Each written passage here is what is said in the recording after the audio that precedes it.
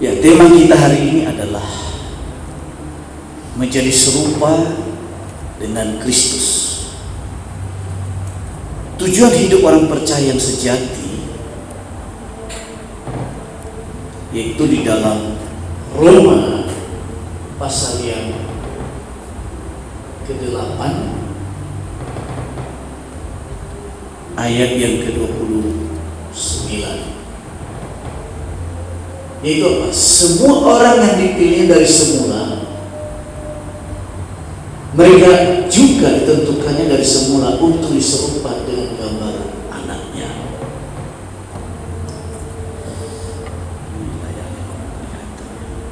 Nah, jadi di sini kita belajar bersama-sama tentang tujuan kita sebagai orang Kristen. Sebab semua orang yang dipilihnya dari semula, mereka juga ditentukannya dari semula untuk serupa dengan gambaran anaknya. Tuhan tidak hanya memanggil kita percaya kepada Yesus, tetapi Tuhan memanggil kita untuk hidup seperti Tuhan Yesus. Itu tujuan. Jadi di poin yang pertama kita perlu pahami tujuan akhir orang percaya adalah menjadi serupa dengan Yesus. Menjadi serupa dengan Yesus tidak berhenti pada keselamatan, tapi tujuan selanjutnya adalah Tuhan adalah membentuk karakter Kristus dalam hidup kita. Tuhan membentuk karakter Kristus di dalam kehidupan setiap kita.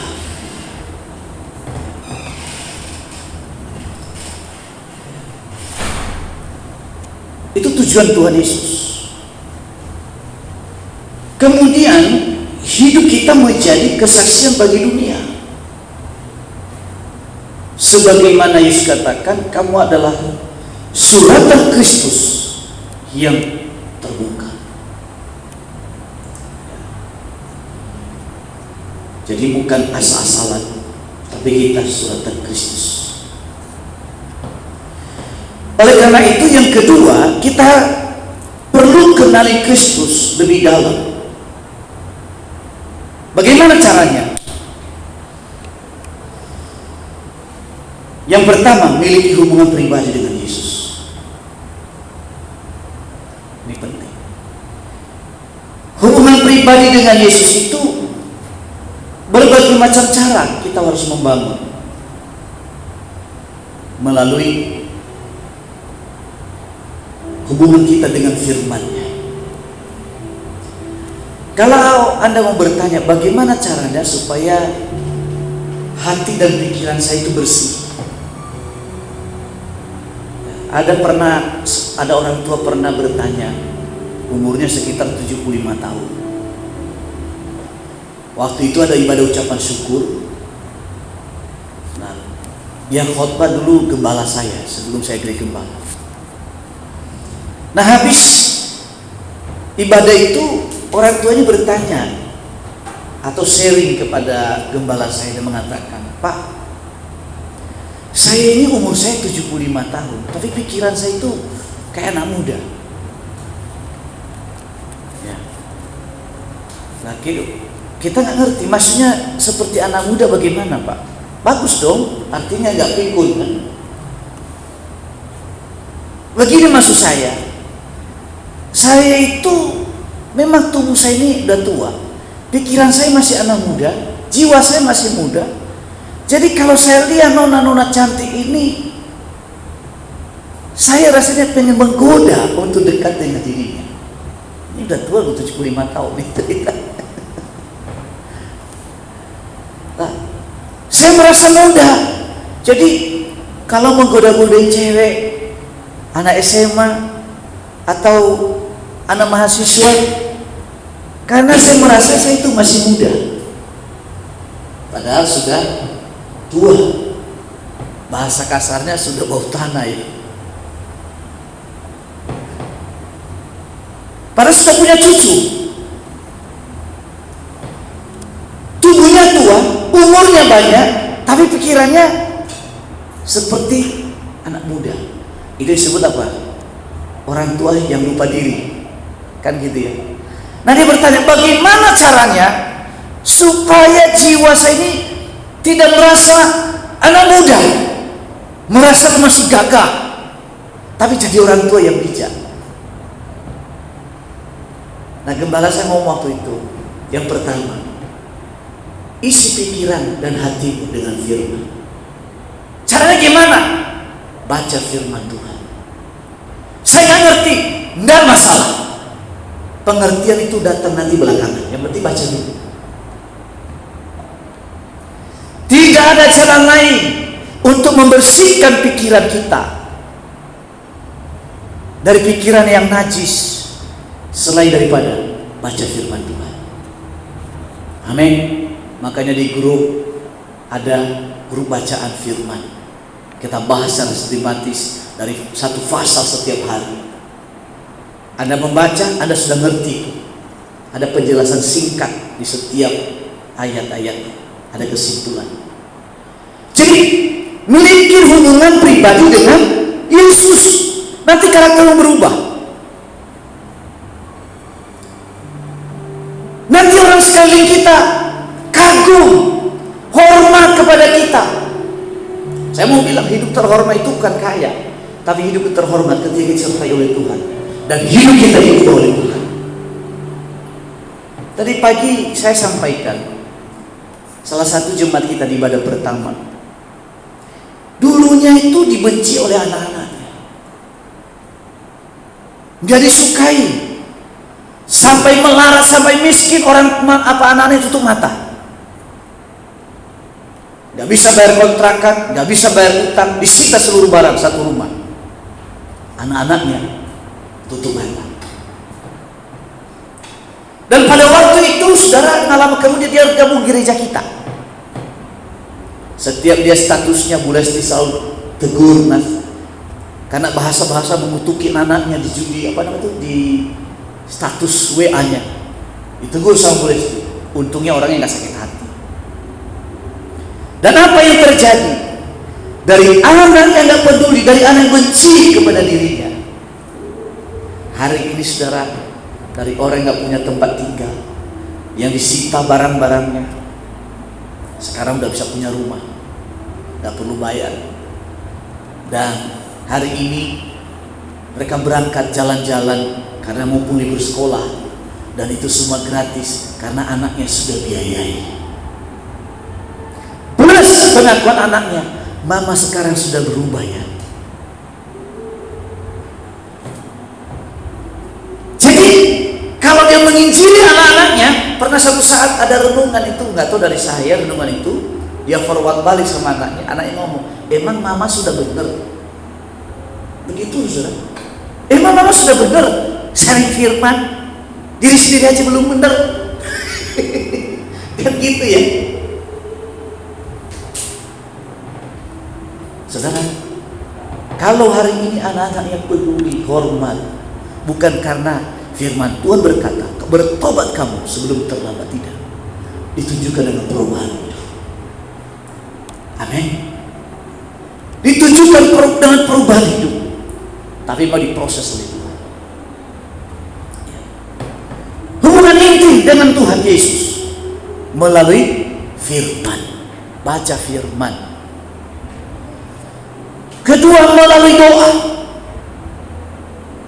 Sering saya bilang begini, kalau kamu makin tahu firman Tuhan tanpa doa, tanpa Roh Kudus, makin tahu firman Tuhan makin menjadi orang Farisi. Dan saya mau tambahkan hari ini, makin Anda pintar firman Tuhan tanpa doa, tanpa Roh Kudus, kamu akan menjadi ala setan. Beneran. Orang Farisi itu tahu firman enggak? Tahu mereka, tapi mereka lah yang menjadi alat iblis untuk menyalibkan Yesus. Betul enggak? Yang menyalibkan Yesus itu bukan orang yang tahu firman loh. Orang Farisi tahu firman, ahli Taurat mereka, para imam yang bekerja di bait Allah. Tapi mereka itu juga lah yang mendudukan tuduhan palsu kepada Yesus, yang menyerahkan Yesus untuk disalibkan. Jadi ingat baik-baik, semakin kita tahu firman Tuhan tanpa Roh Kudus, tanpa hubungan kita dengan Tuhan melalui doa, makin tahu firman Tuhan, belum tentu kita berubah, malah bisa menjadi alas setan. Bagaimana caranya supaya kita nggak bisa dipakai oleh setan? Harus punya hubungan dengan Tuhan melalui doa. Tiap Jumat kita ada doa jam 5:30 sore. Rumah doa kita selalu saya tekankan harus hidup suasana. Jemaat-jemaat harus merasakan hadirat Tuhan. Ya, saya pimpin langsung. Supaya apa? Seluruh jemaat mengalami lawatan Tuhan. Sampai nanti waktunya ada orang yang meneruskan. Terus Tuhan. Nah, kalau kita punya hubungan dengan firman Tuhan, lalu hidup dalam doa, maka ada terjadi keseimbangan. Seimbang dia. Ya. Tapi kalau hanya doa, nggak ada firman Tuhan, mengandalkan pokoknya pelayanan spiritual, pelayanan profetik, lama-lama kita jadi dukun rohani. Kemarin itu kami kunjungan sama Bu Lina. Aduh, luar biasa. Saya jelaskan firman Tuhan nggak masuk, saudara. Malah dia ngomong begini, Pak Petrus, di dunia ini kan ada ilmu komputer, ada teknologi pesawat dan sebagainya. Kan Alkitab nggak ada disebutkan di situ kan? Kalau Alkitab perlu kita tahu. Itu jawaban gitu, saudara. Kan di dunia ini kan ada ilmu pengetahuan, ada teknologi, ada ilmu kedokteran, tapi kan Alkitab nggak disebutkan di sana. Saya bilang, Ibu harus tahu, Anda harus tahu mana ilmu pengetahuan secara umum dan mana ilmu pengetahuan Alkitab secara khusus, yaitu bahasa iman. Tapi catat baik-baik, semua yang ada di dunia ini diciptakan melalui firman. Ketika Allah berfirman, maka jadilah terang, jadilah hari yang pertama, kedua dan seterusnya. Melalui apa? Firman. Nggak masuk juga, saudara. Ya pokoknya kita praktek. Akhirnya tiba-tiba itu roh saya marah.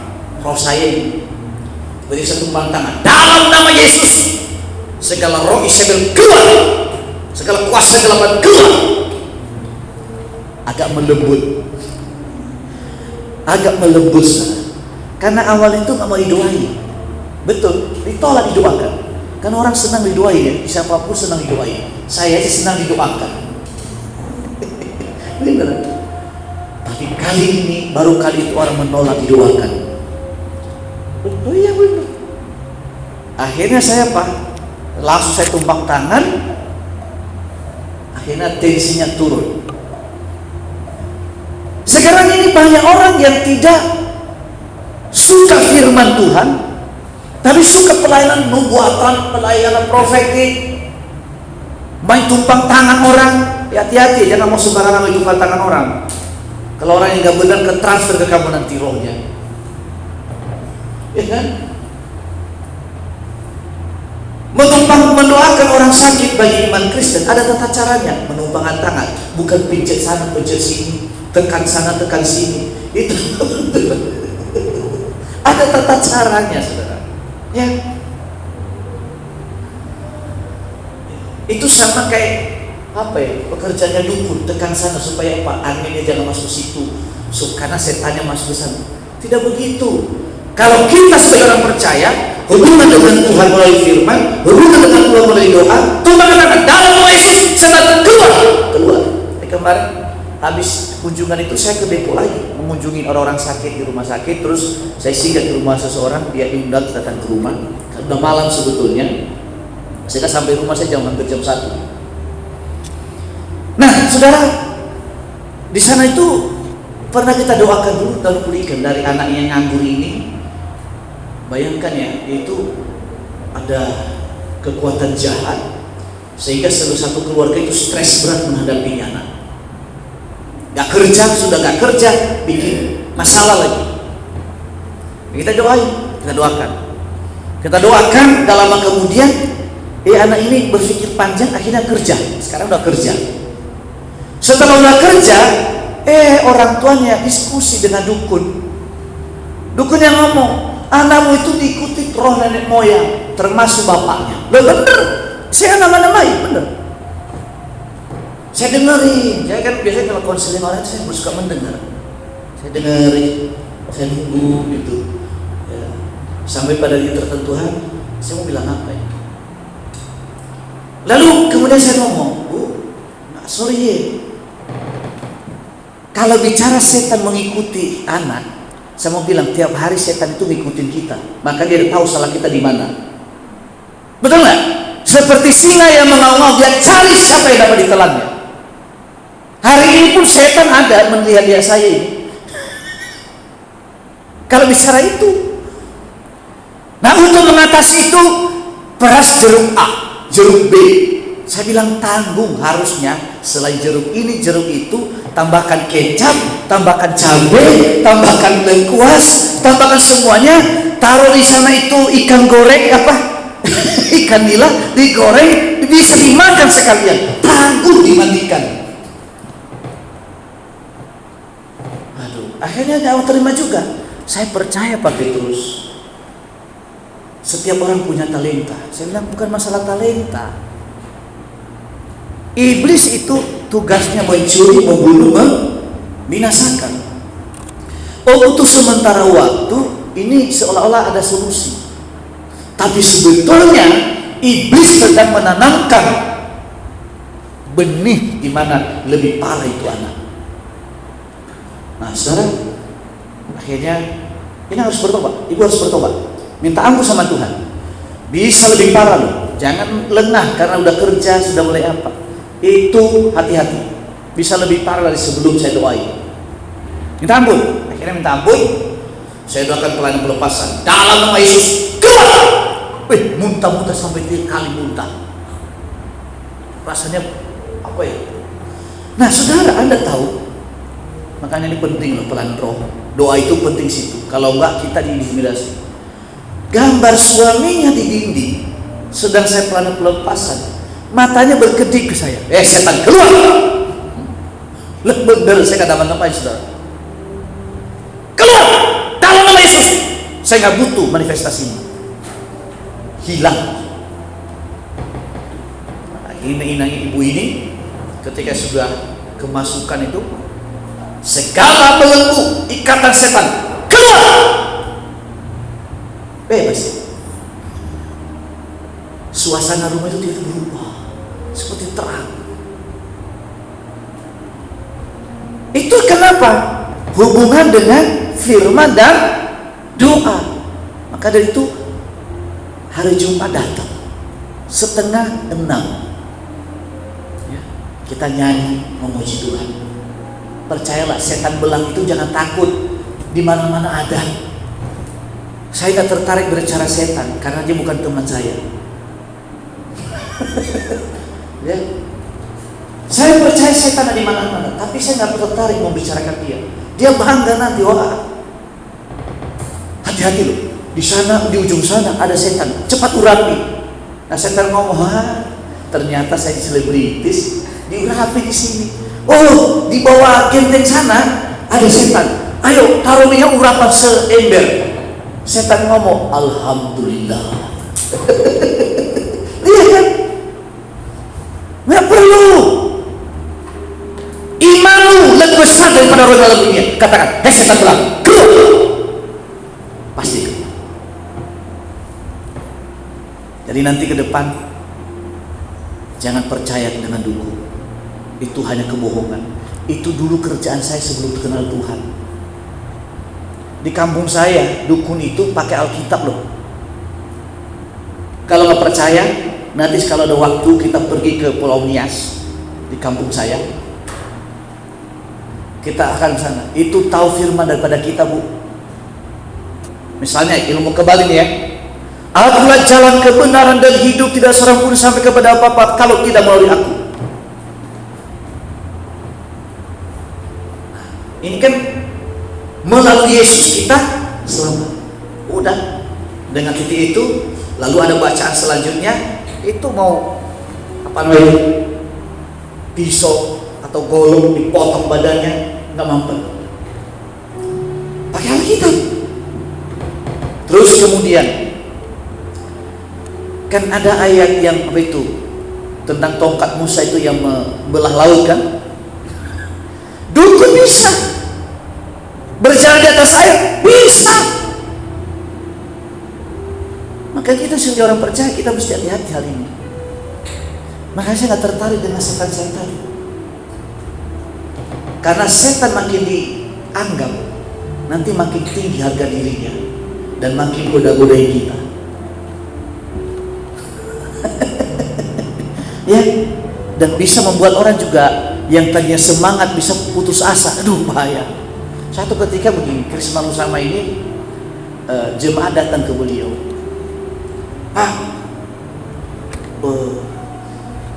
Di rumah kami itu ada setan. Pendoa ngomong begini, setan itu mau datang lagi katanya. Nah, Krismanus sama panggil, sini. Nah, siapa yang tadi yang mendoakan mengurapi rumah ibu? Oh, ini si A. Sini. Setan di rumahnya itu berapa? Ada 4, Pak. Salah, 5. 4, 5. Kok Bapak tahu 5? Ya kamu satunya setannya. Iya, aneh-aneh sekarang ini. Saya nggak percaya begini ya. Bukan saya nggak percaya setan itu ada, pasti ada setan. Tapi saya nggak percaya dia sanggup mengintimidasi kita. Karena apa? Iman percaya kita, roh yang ada di kita lebih besar daripada roh yang ada di dalam dunia ini. Yang penting kita punya hubungan dengan Yesus dan firman Allah. Ya. Hubungan Yesus, kemudian membaca, merenungkan firman, hidup dalam doa. Catatan ke bawah ini, semakin mengenal Yesus, semakin kita diubah menjadi seperti dirinya. Ubah hatiku seperti salju, ubah hatiku seperti dirimu. Bagaimana kita seperti menjadi serupa dengan Kristus? Ya ini, 3 hal ini. Memiliki hubungan pribadi dengan Yesus, membaca firman dan merenungkan setiap hari, hidup dalam doa. Yang ketiga,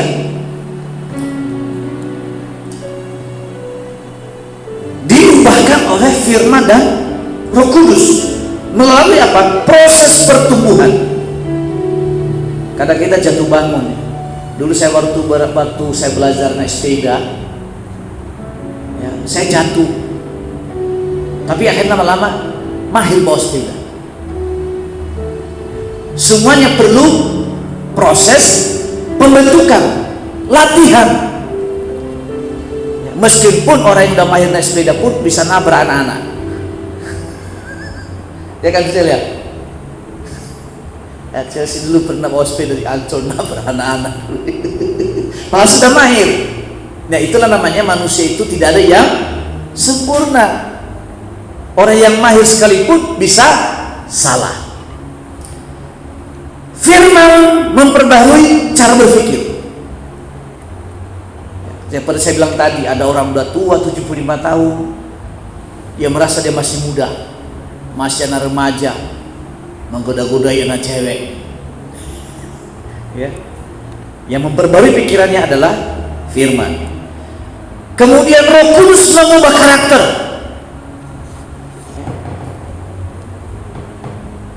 Bayangkan kalau firman dan Roh Kudus bekerja, wih, dahsyat.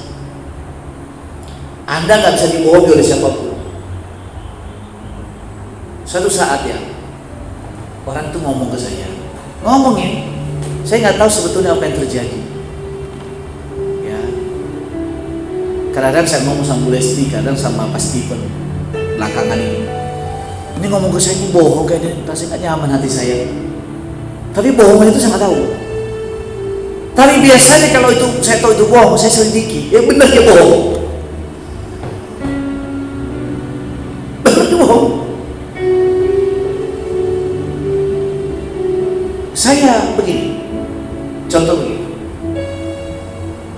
Uang kita kan waktu itu kita lagi apa ini ya, biayai kontrak kesumbangan kan. Karena beliau adalah jemaat kita, dititipkanlah persembahan, taruhin nanti di gereja. Gak besar ya, sekitar 1 jutaan, taruh di gereja. Lalu sekian lama berjalan, entah gimana saya sama polisi itu dibawa untuk ketemu orang yang menitipkan uangnya.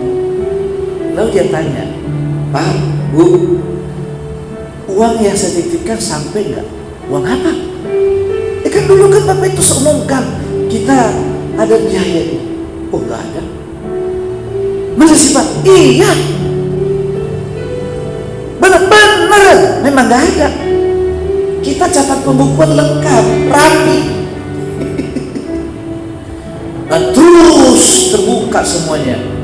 Ternyata banyak bohongnya luar biasa. Benar. Jadi kalau punya hubungan dengan Roh Kudus, Anda nggak bisa dibohongi. Kalaupun Anda nggak tahu, Tuhan itu kondisikan kita lolos. Ya. Tadinya mau nipu, gak jadi ditipu. Pertanyaannya, yang dibohongi sebetulnya siapa? Bukan kita yang dibohongi loh, bukan gereja. Yang bohongi Tuhan. Urusan dengan Tuhan itu bahaya.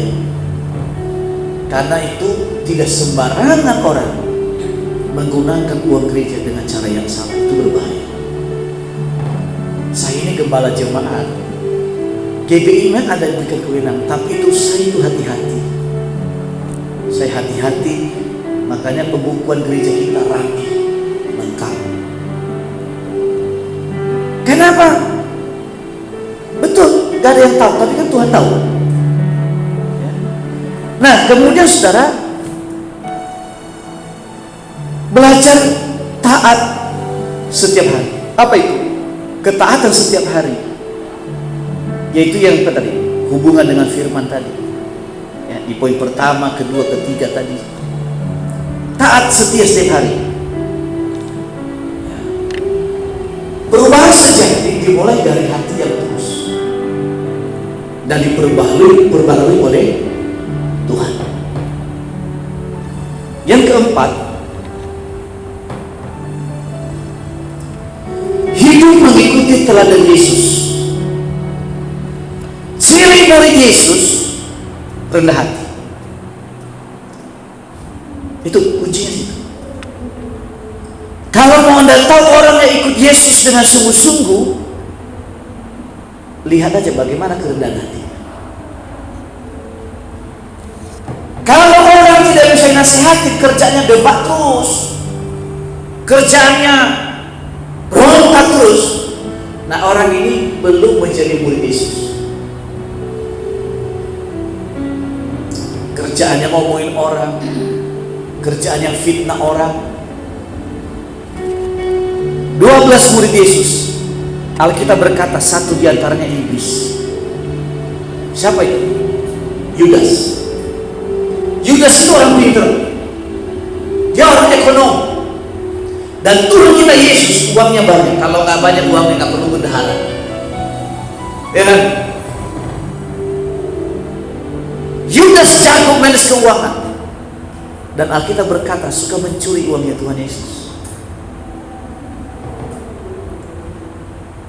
Ya pokoknya namanya orang bisnis itu segala cara gimana caranya untuk sukses.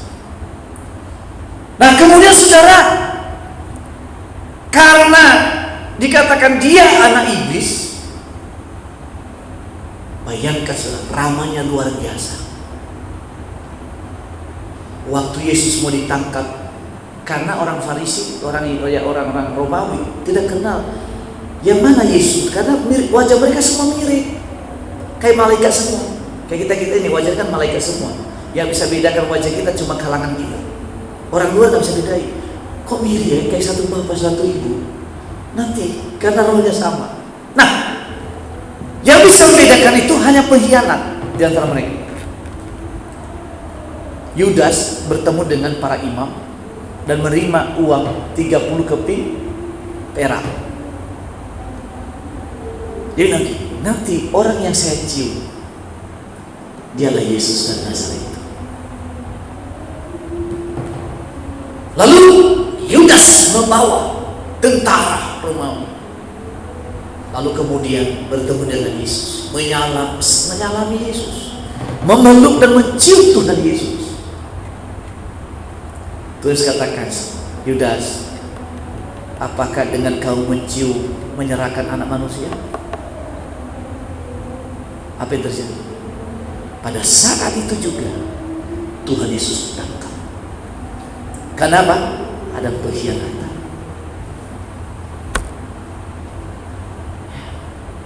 Catat baik-baik.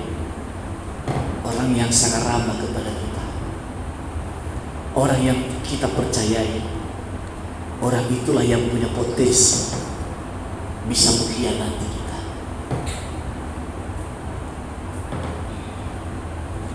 Itu Yudas. Tuhan pernah ingatkan dia? Pernah. Tapi karena ini kunci di hati, kerendahan hatinya kurang. Bukan berubah, tapi justru berusaha bagaimana supaya Yesus diserahkan di tangan orang berdosa. Kemudian mengasihi sesama. Ini yang susah ini. Ini susah. Mengasihi Tuhan itu gampang, ya kan? Tapi untuk Tuhan kita Yesus mengajarkan, kamu tidak mungkin mengasihi Tuhan yang tidak kelihatan. Tapi yang kelihatan saja kamu tidak mampu mengasihi. Sekarang ini heran saya ya, banyak orang yang susah mengampuni. Banyak orang nggak bisa mengampuni hari-hari ini.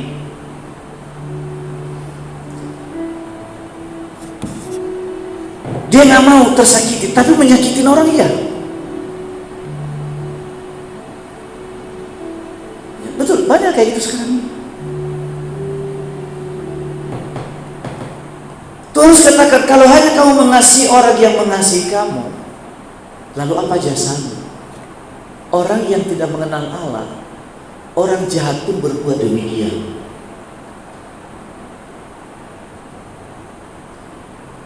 Justru upah kita besar itu, saudara. Waktu kita mampu menerima orang lain yang sudah melukai kita, tapi kita sanggup memberkati hidupnya. Bayangkan saudara, Tuhan Yesus disalibkan, dicambuk sampai darah menetes, dagingnya tercantol dicambuk. Tapi ketika di atas kayu salib dia mengatakan, Bapa, ampuni mereka, karena mereka tidak tahu apa yang mereka berbuat. Itu kan ditulis luar biasa. Jadi mengasihi sesama. Mengasihi sesama bukti kita mengasihi Tuhan. Kemudian rela melayani. Melayani lebih sungguh. Amin. Melayani lebih sungguh. Tuhan lebih dulu melayani kepadaku, melayani lebih sungguh. Mau melayani? Tuhan katakan, siapa ingin terbesar di antara kamu? Hendaklah ia menjadi pelayan bagi semua orang. Mau melayani saudara? Mau melayani? Melayani, melayani lebih sungguh. Melayani, melayani lebih sungguh. Tuhan lebih dulu melayani kepadaku. Melayani, melayani lebih sungguh. Memiliki hati yang melayani, seperti tidak kelihatan, tapi di hadapan Allah dikatakan dia jadi istimewa. Rela melayani, kemudian setia memikul salib. Wah, ada kalanya kenyataan gak seperti yang kita bayangkan, dan mungkin sering kenyataan itu gak seperti yang kita bayangkan.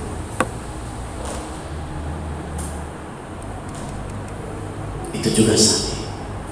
Anda difitnah, Anda tidak berbuat sesuatu, tapi dituduhkan melakukan kejahatan. Itu gampang. Tapi saya mau bilang, salib adalah bukti kita menjadi murid Kristus. Gereja mula-mula saudara, banyak yang dianiaya, ada yang dibunuh. Rasul Petrus itu digantung,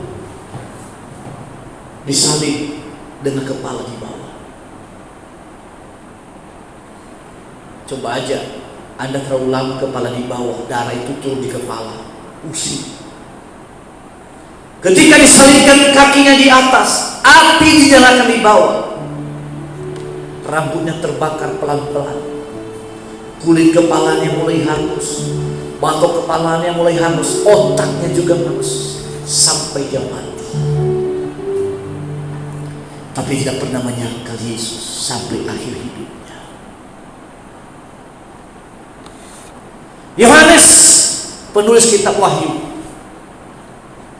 yang meninggal di umur 110 tahun.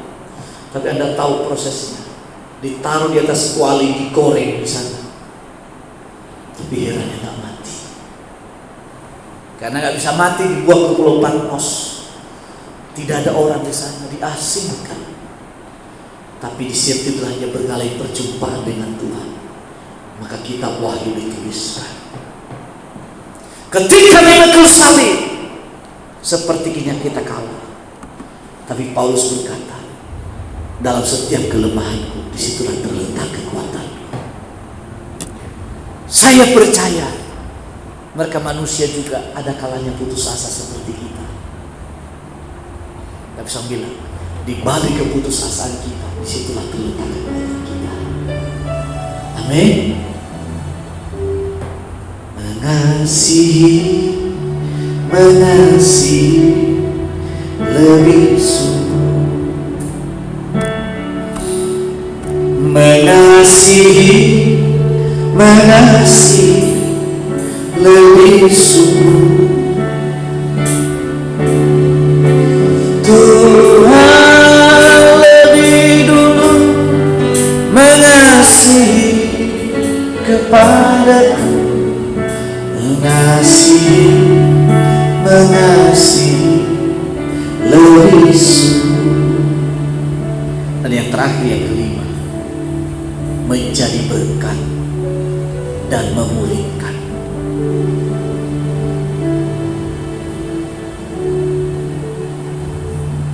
Buah hidup yang serupa dengan Kristus, yaitu menjadi saksi Kristus.